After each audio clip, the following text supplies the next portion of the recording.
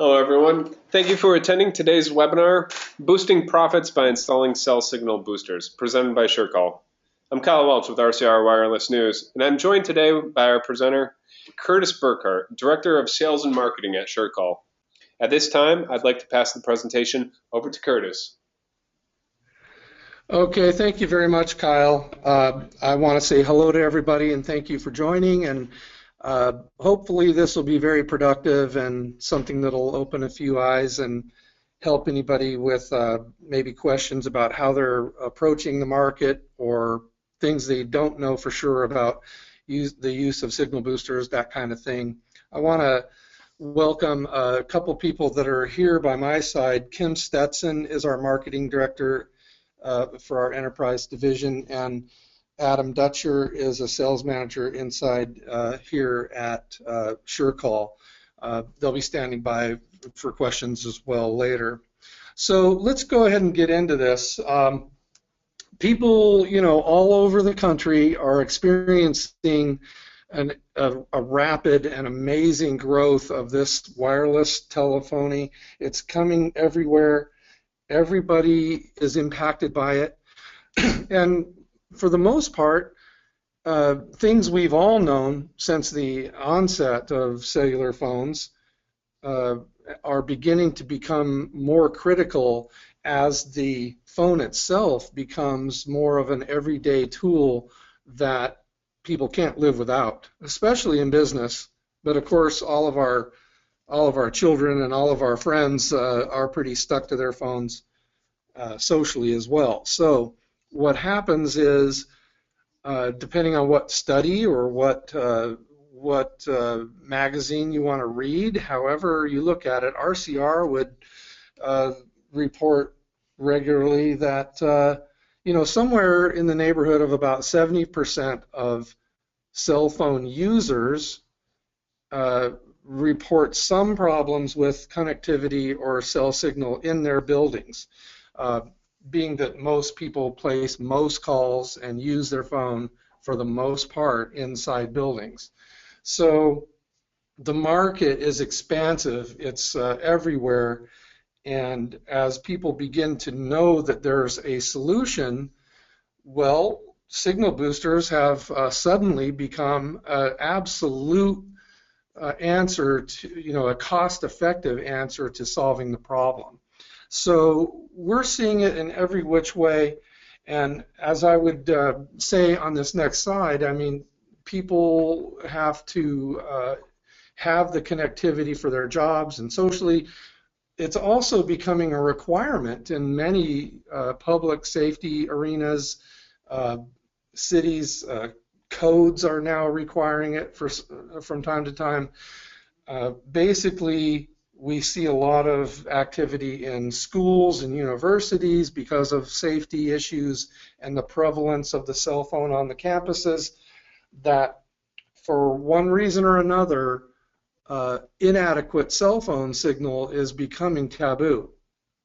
Now, taking a step back, one of the problems is up until about a year ago, cell phone signal boosters, or cell signal boosters, as I would say, has been traditionally frowned upon by the carriers. In many ways, they felt they were a rogue solution.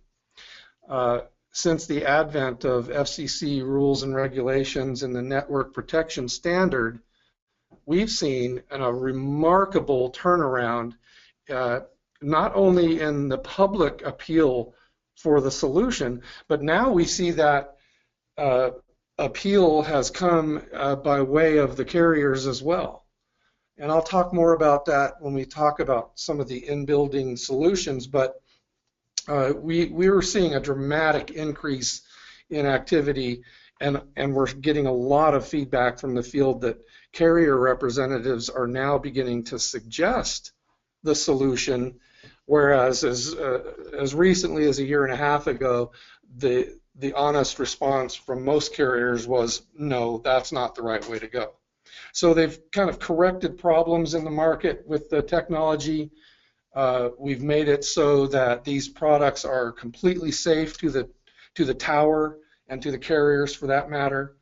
And the public And building owners out there, whether it be houses or commercial structures, really have been inculcated with a lack of interest in signal boosters over the years. They were really a position where, if asked, a carrier representative, when installing some hard lines or making a service call for one matter or another, or the representatives inside the cell phone store itself, when asked, is there something you can do about the poor signal inside our building?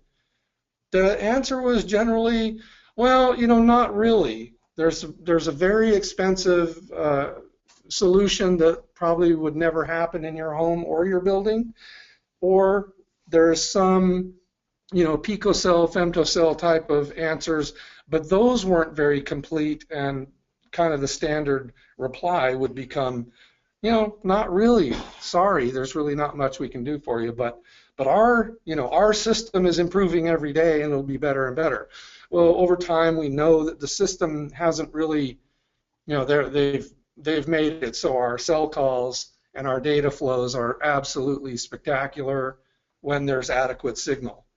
But they really can't do anything about the fact that there's not adequate signal, and that's what you see even, in an environment where we're becoming greener for very good reasons. Building owners, if they're going to make improvements to their buildings, are almost being coded to green the building.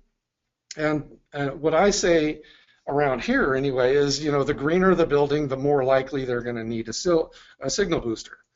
So all these conditions, and for those of you who may not really understand what the real problem is, the signal, the RF signal that the cellular frequencies travel on, is nothing more than a sound wave. It's a physical thing, and anything it has to pass through, whether it's a window, a door, steel walls, concrete walls, wood shingles, all types of building materials, virtually all types of building materials, act as a filter. And some buildings will filter more than others. Some filter so much that the signal doesn't get through at all. Some filter to a point where the signal is weak. And to tie this all up, what's really important in an age of smartphones and data and all of the information and all of the apps and all of the beauty of the smartphone, it requires a signal that's, I don't know what exactly it is, but it's, think of it like 75% or better is what's required to make data flow adequate. The voice can do pretty well on lower signals.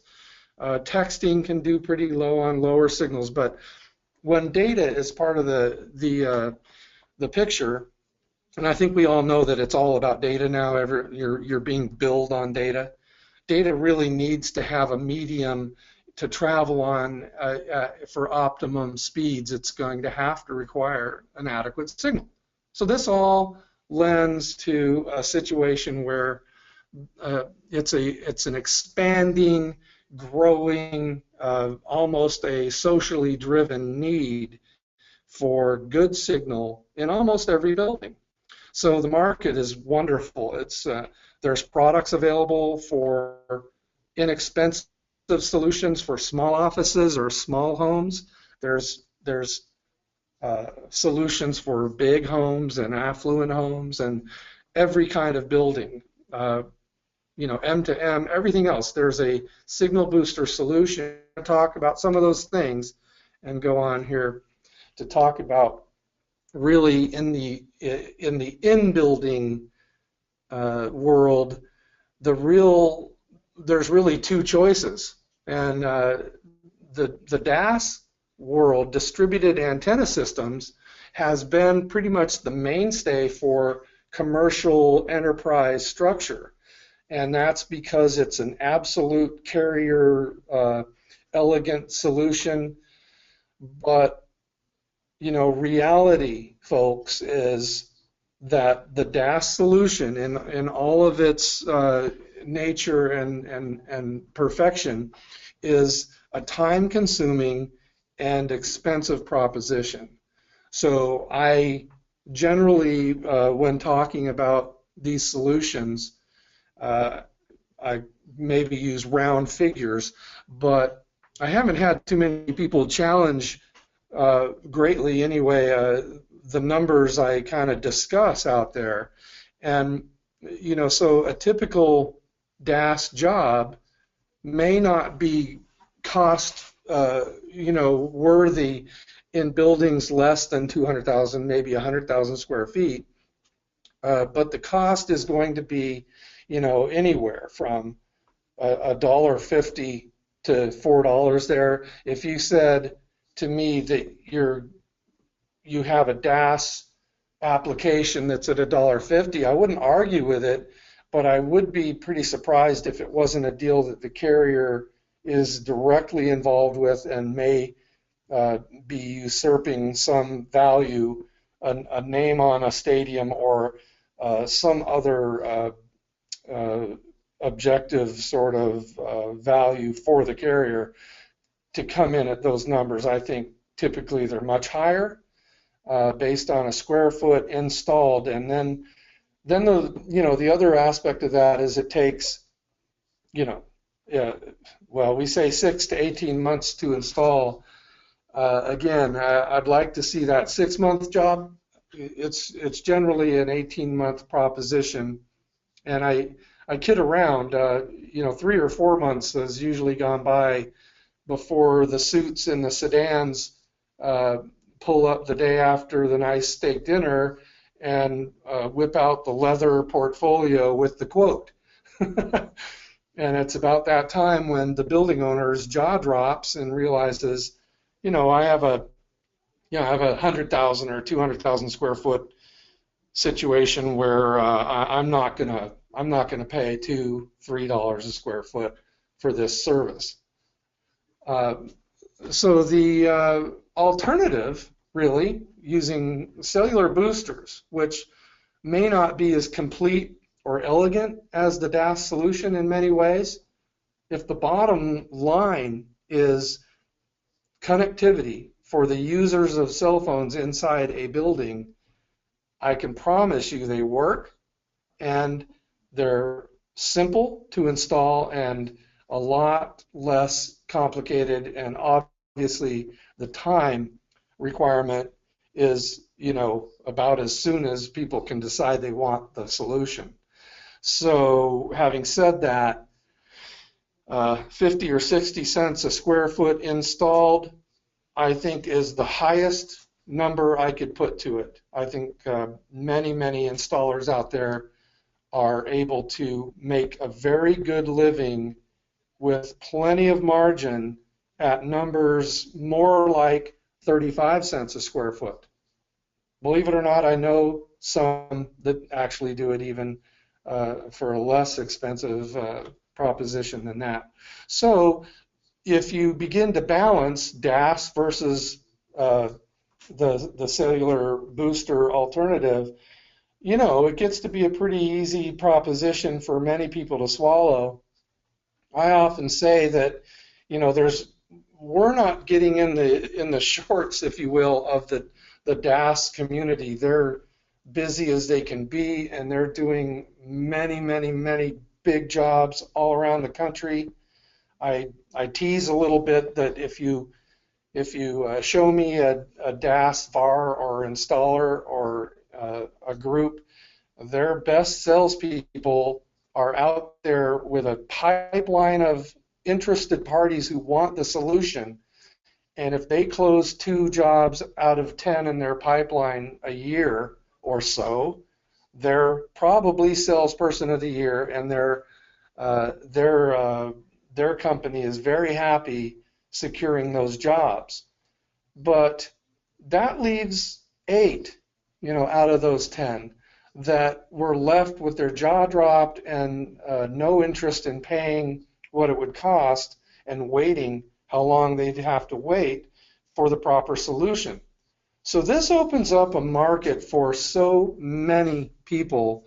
It's building after building, and it's school after school district, and hospitals and casinos, and depending on the size, I still defer to DAS on the big, and particularly the some of the grander vertical jobs, but that leaves 7 out of 10 of those buildings out there wanting a solution that's affordable, and there really aren't many alternatives to this. So the opportunities exist. Your pipeline can be filled pretty quickly, and in some cases you can be busier than you ever imagined after sort of the snowball of doing 1 or 2 of these kind of jobs begins to become second nature to your install team, and your sales people begin to understand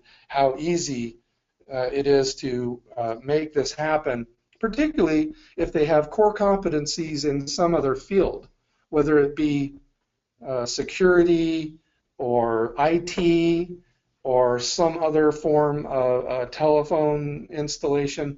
Whatever it is, you can add to that cost value, that cost center plus, with very little added effort and a fair understanding. Companies like SureCall, if you will, our company gets very involved with helping the design and the flow of the early adopter, the people that are getting involved in their first few installations or getting to know it. We'll conduct training, and we'll get very involved with the layouts. I'll show you a little bit more in a few minutes, but for the most part, everyone on this call probably has some idea of the basic structure out there, but what you're seeing is a layout that kind of shows where, a typical situation and how these things work. So, they're bidirectional. The tower is bidirectional, your phone is bidirectional, and the amplifiers need to be bidirectional, of course. So as signal travels from towers, wherever they may be, and they begin to enter into buildings, wherever they may be, and whatever kind of building they are, that signal begins degrading from its point of inception, as any other physical thing you might guess, and when it hits the building or whatever structure, it begins to be filtered even greater. So we're there to act much like a stereo amplifier. If you've ever set one up in a house, the amplifier is situated with antennas that, or antennas to gather signal, and speakers, if you will, or interior antennas to distribute the signal. And it's really not much more complicated than that, as much as it would seem. And I'll talk about that a little bit more. But our signal booster solution generally isn't as complicated as factoring a DAS solution. So it's hard for a lot of people who've grown up in the DAS environment to sort of make that transition. But it's actually far simpler than you can imagine. So this slide is really just intended, virtually every single building is different, every single home is different, every small office, virtually every job has a little bit different characteristic. And as many of you may guess or understand, there's not a lot of predictability when it comes to firewalls or pillars or anything that can disrupt the structured cable aspect of the layout. But our, sort of the first round, when we've got a situation where somebody's determined that they want a solution and they're willing to accept this cost scenario, this fractional cost scenario that they may have heard before. The next step is to, come up with a plan. So the installer or the integrator VAR may do a walkthrough, create a heat map, if you will. We have tools for that. Others have tools for that.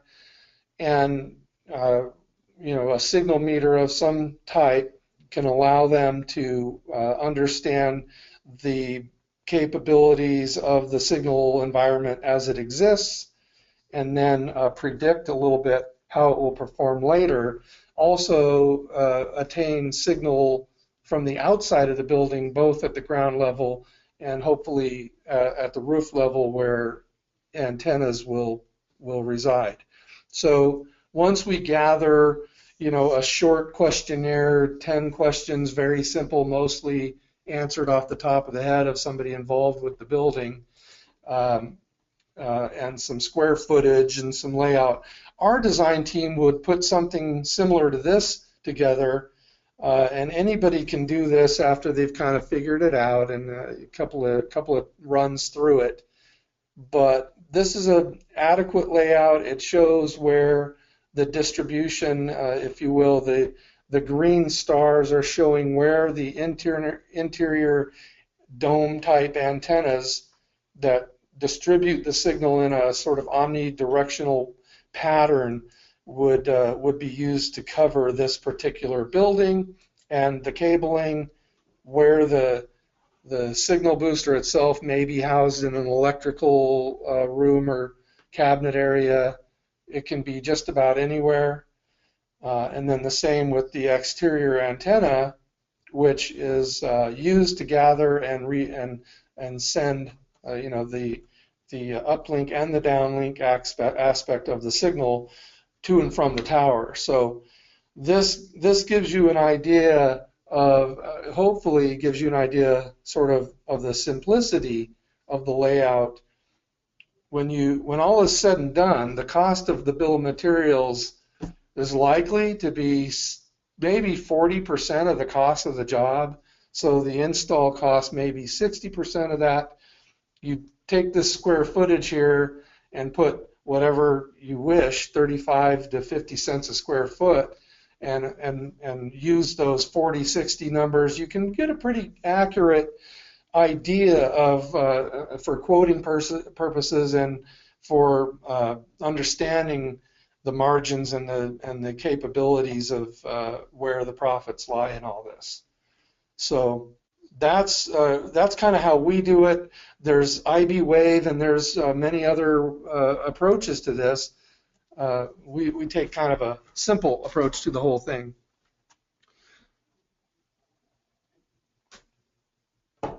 So I'm going to talk about what does it mean, the 2G, 3G, and 4G all-in-one solutions. Pretty much for everybody that's been involved with signal boosters from the start, we've evolved. It started with your single band little amplifiers, and then they added on more bands in sort of a modular capacity to do 2G and 3G. Then we had dual band amplifiers.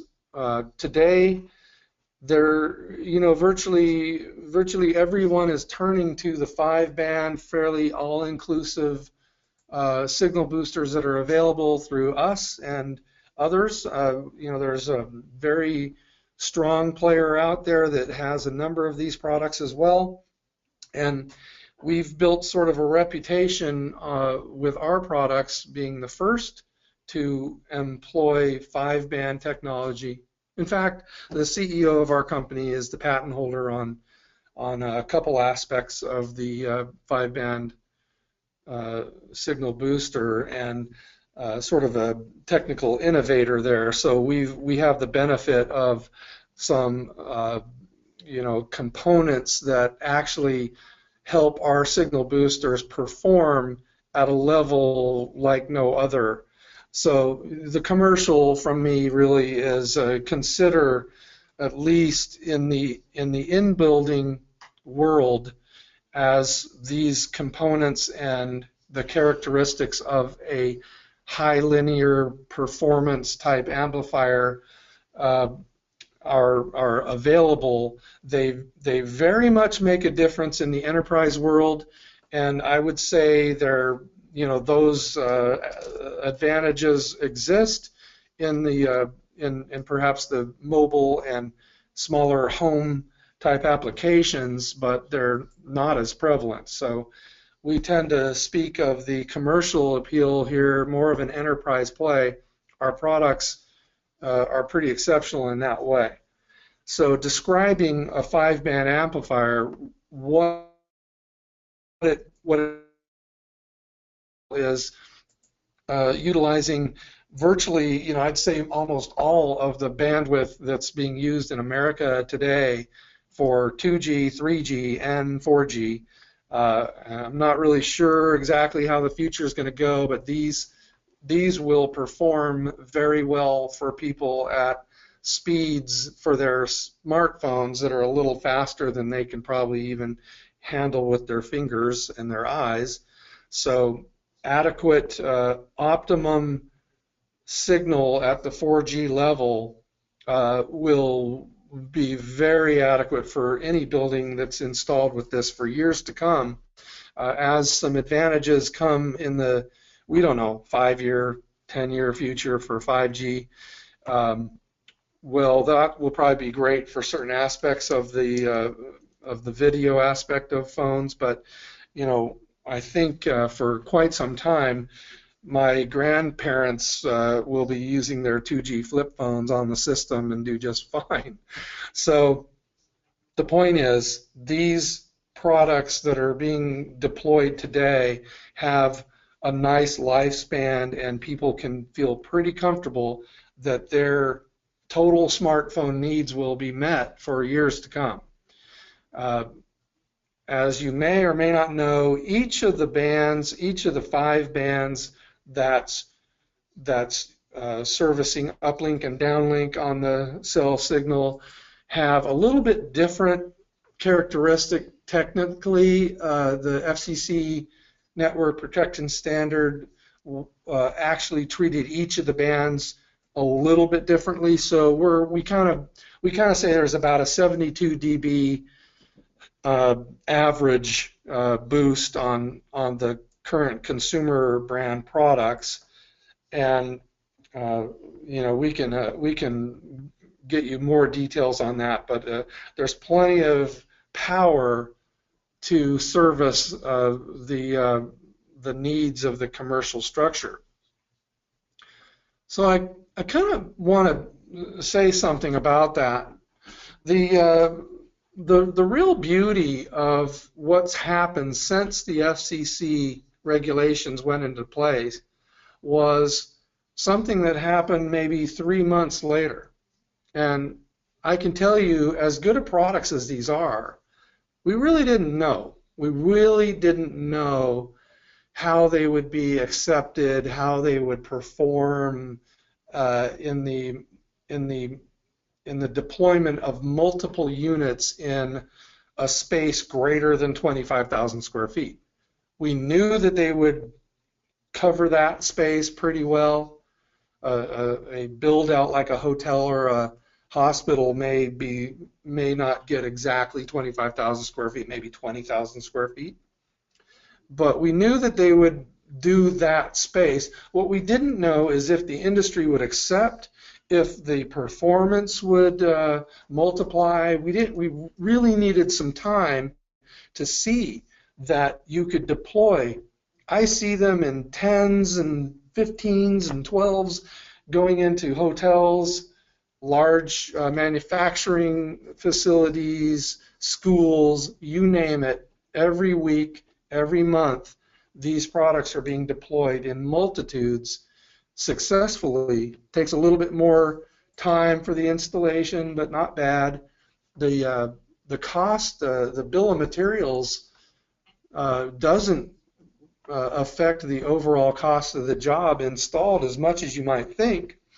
And what you get is products that just sit there and work behind the scenes, and we're getting reports every single day coming in from installers in the field that are reporting success and honestly, never a failure with their installs in those kind of complex buildings. So we're very proud and very successful, and having more fun than you can imagine servicing this this this expanding need and acceptance and prevalent kind of word of mouth traveling of how valuable this solution is becoming.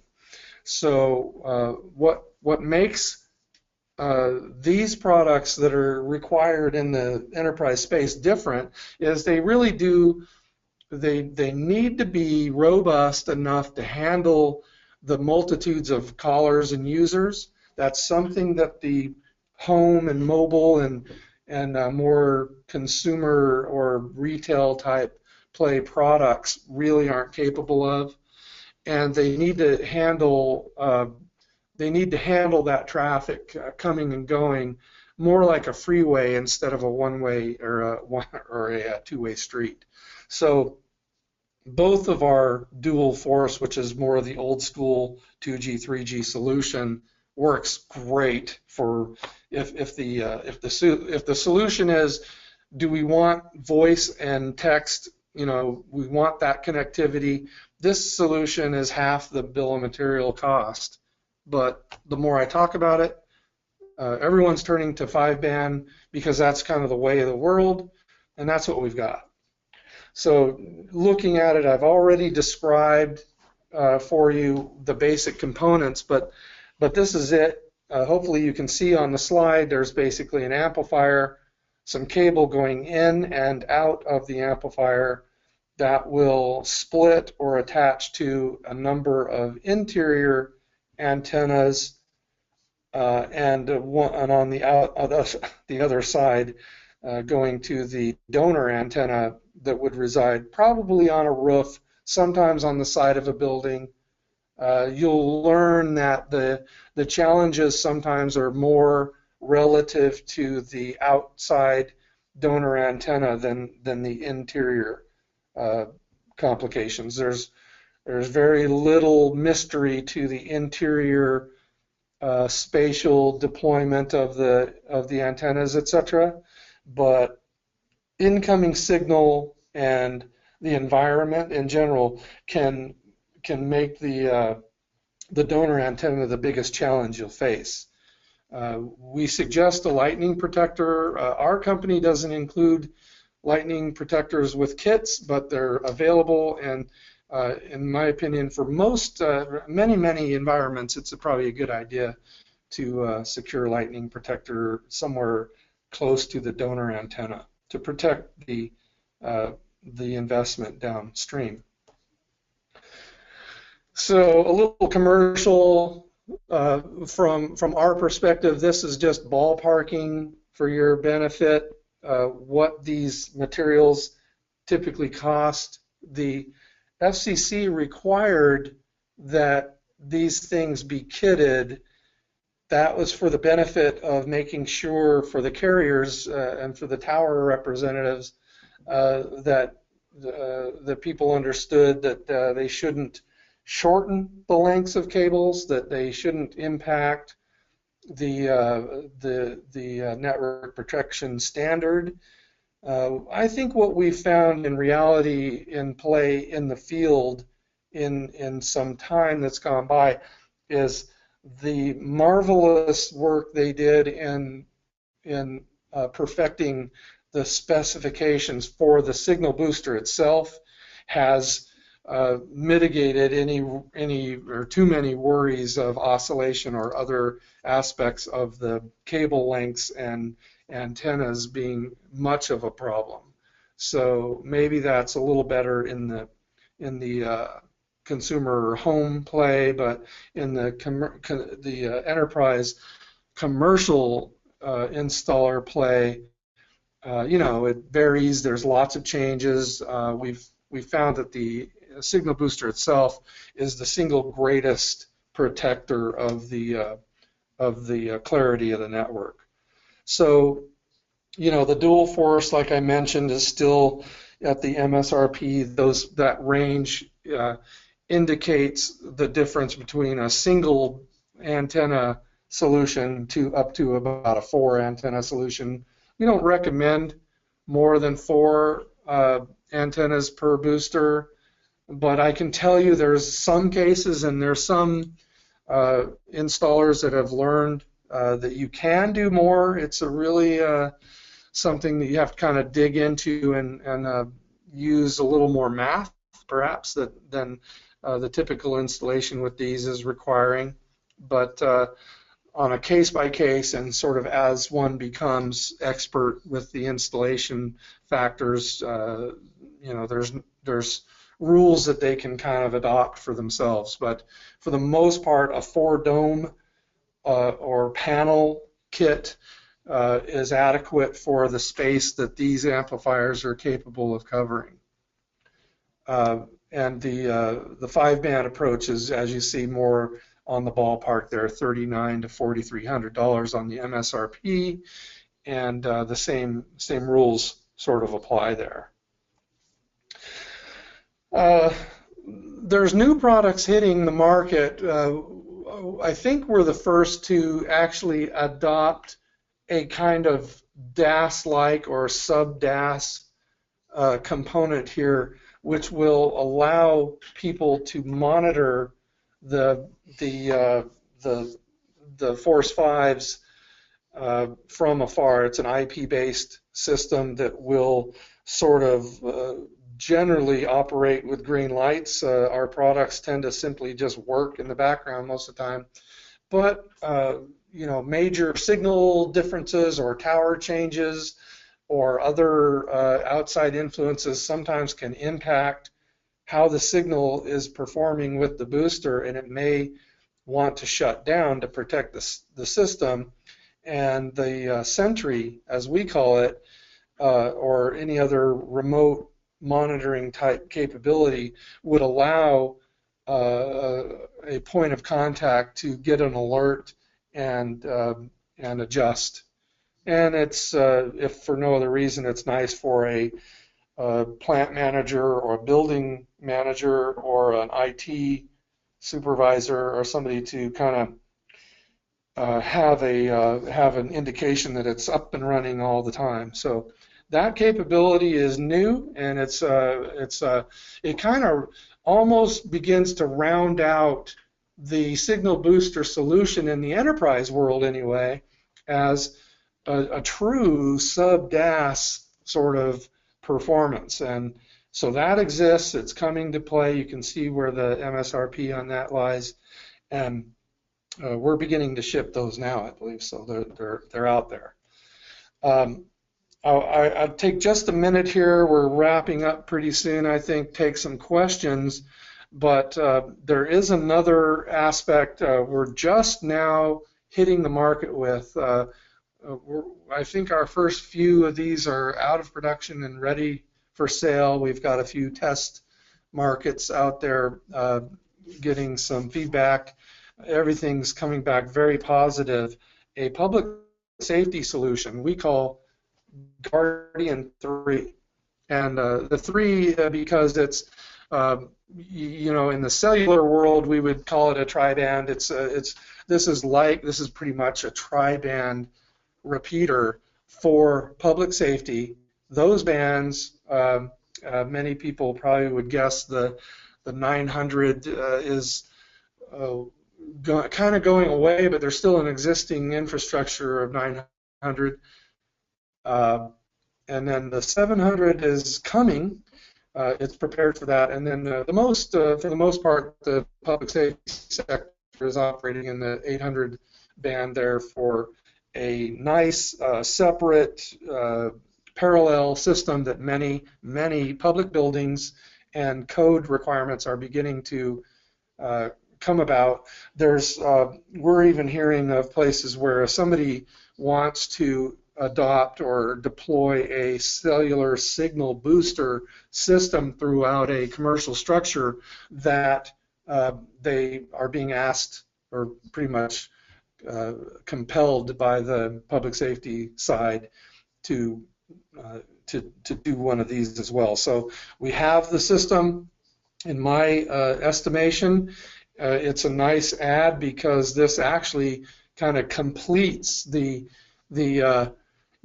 not as elegant, I wouldn't say as DAS by any means, but it is a full gamut resource that one can install a DAS-like system in a building for a fraction of the cost and with carrier acceptance and get it all done as soon as the parties are interested. It makes for quite a little tool to have in the bag. So that's it, and that's kind of our system. We have I want to make mention that of course we have the home and small office solutions. For us, we kind of maintain an industrial, robust, practical approach to these products. So our solutions, as you can see, the MSRP on those as well, the coverage is limited to about 6,000 square feet, and they will support multiple users, maybe up to 10. So it covers a small office or a home very well, and the cost point is much greater, but they don't carry sort of the high linear hundreds of users capabilities that the other enterprise products do. The difference is, as you might see, these products, we're actually developing even a lower scale, sort of more cost friendly for the consumer at the home level, and cars and boats, that kind of stuff. So to wrap it up, I've really talked about all of this already. Our products are going into every kind of building quite regularly, every day, every week. It's just the way it is. We're cost effective. We're a fraction of the cost of a DAS solution, say, and we're very cost effective versus any other solution. And all those points you can see make for a pretty good package. And like I said, once somebody learns the practical aspects of the soup to nuts design, prepare and install phases, it's a very easy to repeat sort of solution that your people will get very good at, and there's still high margins available in these products. Unlike much of the retail world or wherever else, we're still enjoying a place where people can actually make a living doing this stuff, and we're hoping you pick up on that. Our company has a very low return rate, under 1%. I'm astounded at the low numbers of returns here. And we offer a 3-year warranty, which in the world of electronics is pretty superior. So, we will also help with design and training. All those things are available at SureCall and other sources out there, but we stand behind it. We're still responsive to our customers and to the marketplace, and stand behind these products 100%. So with that, Kyle, I think we're ready to take some questions. I probably went a little long. Yeah, no worries. That was a great presentation, and we've had a lot of questions come in, so let's just jump right into it. The first one, in addition to building materials, what other elements or conditions can cause a weak cellular signal? Well, that's a good question, because it's probably just as prevalent as the buildings themselves, but the outside environment, often there's trees, hills, the depressions in a valley, any of those physical aspects, even high winds and the weather can have some impact as well. And then there's the placement of the towers and where they reside. The carriers don't get to just choose where they put all their towers. That's a whole nother issue, right? The carriers and the towers. So those are the predominant factors. Mostly the smartphones have become so good. Even the little antenna on those smartphones is very good at connecting with the towers. But as like I said, much of our world has become data related, and as the signal degrades below 80%, 75%, maybe a little lower, the data speeds tend to wane, and that's the frustrating thing for a lot of customers. But in the in-building world, you'll still find that most everybody is predominantly concerned with the ability to get adequate signal just for their voice concerns, and people are getting tired of having to go outside in the snow to make contact, or that their call drops as they leave from the car into the building, those kind of things. So these products handle the handoff just fine and handle all comers with, like I said, it takes away the filter and allows for that signal to follow the phone anywhere coming and going. Okay, great. Kind of a companion question, I guess, that we had come into that. So this is asked by someone that works at a major university campus. They recently installed a BDA with a donor antenna in one of their buildings, and it's working great.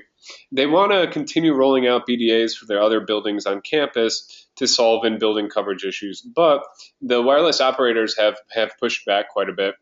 Why are operators resisting so strongly? Could it possibly be the BDA noise that is created on their network?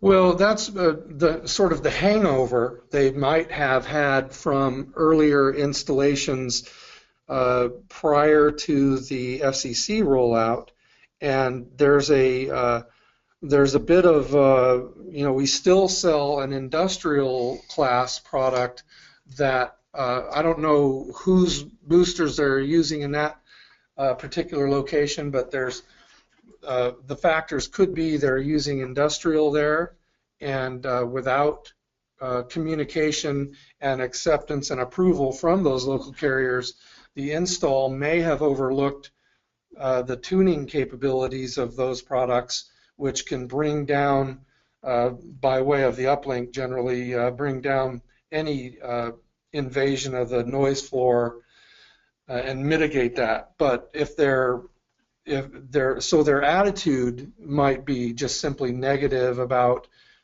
signal boosters based on the hangover from older models, I can say that the newer, the consumer version of the Force 5, which covers 25,000 square feet, and they may very well need to deploy more of them, but those come with carrier approval as long as they're registered, and I can pretty much blanket pronounce that we haven't had a single case of carrier interference with any of the new consumer approved product, not a single one. And I think our competitors could say the same thing. The standard is excellent. So having said that, I'd look into whether the deployment is the industrial or the consumer. And if it's and in either case, I think good communication with the local tower representatives and allowing them to kind of observe the corrections that can be made and protections that can be put in place to solve that particular issue can be done. Great. So we had a question come in about recent FCC regulations. Just to kind of cross-promote here, about a year ago we did another webinar with SureCall here discussing FCC regulations. You can find that on the rcrwireless.com website. But anyways, Curtis, the question that came in is, could you comment on the recent FCC regulations regarding the use of signal boosters, and where does the Force 5 unit sit with respect to consumer versus industrial markets? Well, that's a great question. It's really a hot topic. As I mentioned a moment ago, we actually produced two versions of the Force 5. One is industrial, and that carries the responsibility primarily with the installer integrator of gaining carrier approval and acceptance of those units in any deployment. And it's pretty difficult. It's not just an easy proposition. It is wideband, so the carriers tend to, not really want to play if it's wideband and industrial.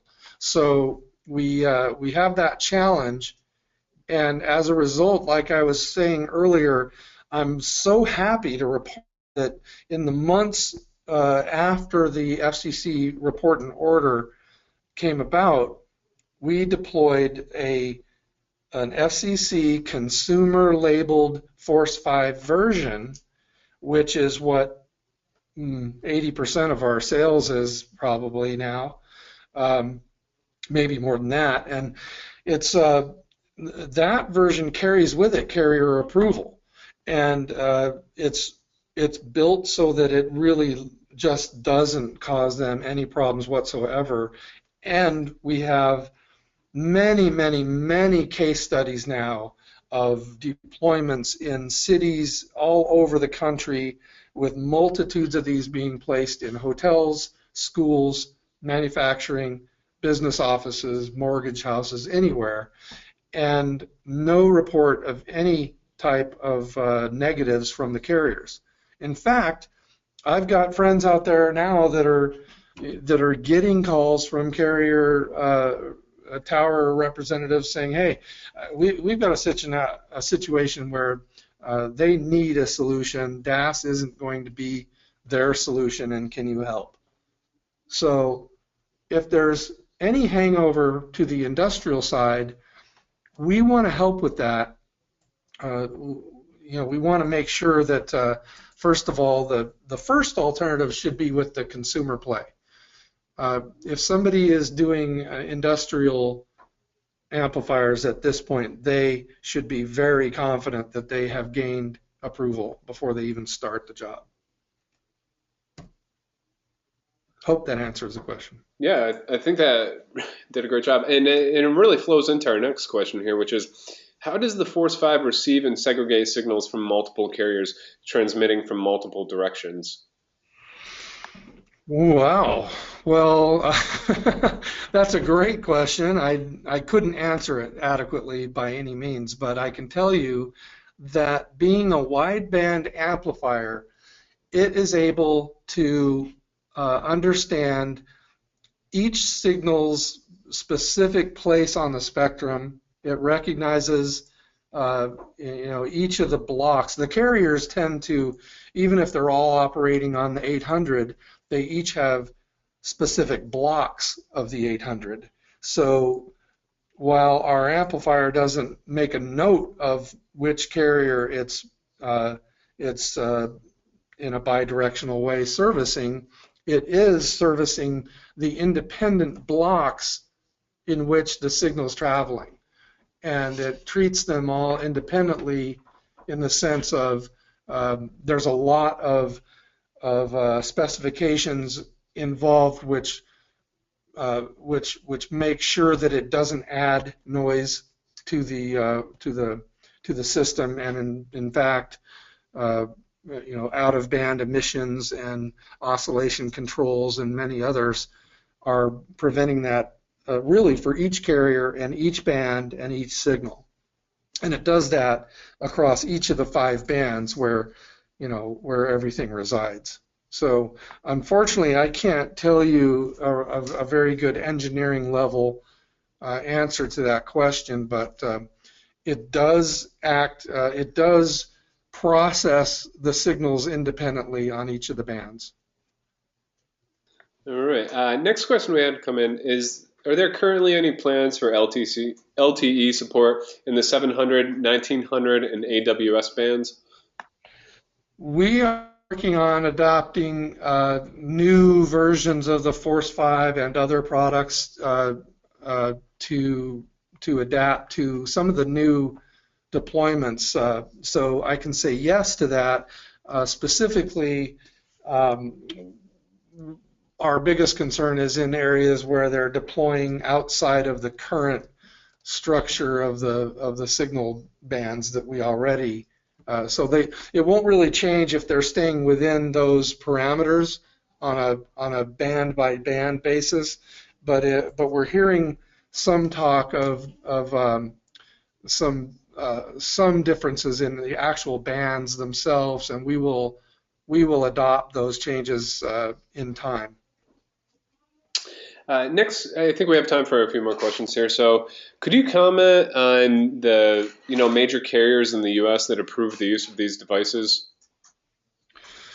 Well, I can comment. We send out a PDF with links to the majors, AT&T, Verizon, T-Mobile, and Sprint. Each of them have letters that we have available indicating their support of signal boosters on their system, so long as the one basic requirement, well, there's two basic requirements for anybody who operates a signal booster in their building or home, and that is that they register the device on one of those links and allows for there to be a database for the carriers and for the FCC that shows that people have put a certain kind of cell booster on their property. It's very simple forms, really just a model number and the address and very little other information, I think. So those letters exist, which the FCC actually had to kind of go back to the carriers and request those affirmations of their support of these signal boosters for us and for our competitors and for everyone else, because there was a little pushback at first still. Old ideas die hard, right? And the basic feelings in the carrier world was signal boosters can cause harm to their system. And so even after the law, there was still a lot of hangover. And I think the earlier question in the one school system there might be an indication that there's still some hangover. But for the most part, the FCC ruled and required the carriers to stand up and proudly assert that as long as they carry the FCC label and their approved product and they're registered, that's it. And the only other exception is, the only other rule is, if somebody from the carrier or the FCC shows up on your doorstep and wants you to stop until they figure out what's going wrong, then somebody should comply with that. And that's we're not seeing that happen anymore because no one's getting any negative feedback with the consumer grade product. So there you have it. Okay. I think we have time for just 2 more questions here. So, do the SureCall boosters, have they been known to cause interference to cell towers? Well, like I said, in the past, our pre-FCC consumer guidelines signal boosters were just as capable as causing interference to the tower as anybody else's. I think I can attest in my tenure at SureCall over the last 4 or 5 years, it's pretty much not very prevalent, not very common with ours, but since the advent of the Force 5, the industrial version, there were many cases where somebody missed something in the installation of that unit, particularly in high aggressive uplink situations where the towers had to complain and things were changed, and we made it so we actually worked with AT&T a lot to kind of figure out a methodology to prevent that for the most part. And then a funny thing happened right about when all that occurred. AT&T and Verizon both, I don't want to say, well, they almost musical chairs with their tower structures out there to better their systems. Particularly AT&T did a major overhaul with their towers, and it lit up Force 5s all over the country, and we scrambled to mitigate that, and in virtually every case I know of, it was basically left approved and fine. But the simple answer is the industrial versions are quite capable of causing interference, not if operating and installed properly, but when things change. And that's kind of precisely why the FCC and the carriers wouldn't accept a standard that allowed for the same 80 dB powerful boosters to stay on the market, because they could, the opportunity for interference was just too great. So the new products absolutely don't, and I'm sure that's just as common an answer from our competitors. The products will not cause interference to the tower. Okay, great. And I think we have time really for just one more question. So what is the average improvement in the number of bars one gets using a cellular signal booster? Well, there's another one, another real good one. So prior to the new law, I would have told you that under every circumstance, virtually every deployment of a SureCall booster would lead to maxed out 5 bars everywhere in the building. And that's precisely the problem, is they're so powerful, they just lit up every building, whether it be a house or the largest manufacturing facility. It's just plenty powerful. So completely lit up phones. One of the reasons why we had to adjust a little bit, and we were a little nervous after the new law and the new technology was deployed, was we really didn't know, just how good the performance would be. I'm happy to say that we now know that they perform just fine, but probably the one thing we kind of had to sort of change our paradigm on was the expectation that there's always going to be 5 bars on phones everywhere you go inside a building where these are deployed, because they are weaker, they are less powerful, and of course incapable of causing noise to the tower. But what we now know is that you get that optimum signal, at least at the lower end of 75%, minus 80 if you understand the terminology, minus 80 and better, minus 70, those kind of signals, which are probably more like 4 bars in many cases. So we had to a lot of people who had expectations that there's always going to be 5 bars, we kind of had to say, well, slow down, let's see, how's the performance? And the performance is still excellent, and data speeds are excellent. So we had to change our thinking a little bit there. But what really matters, the bottom line, is people get the signal and get the connectivity, and they've got good, clear voice on their calls. So that's what's happening. Okay, great. That's all the time we have today. I want to thank everyone for attending today's webinar, Boosting Profits by Installing Cell Signal Boosters, presented by SureCall. Again, our presenter today was Curtis Burkhart, Director of Sales and Marketing at SureCall. Thank you, Curtis. Thank you very much. Thanks, everyone.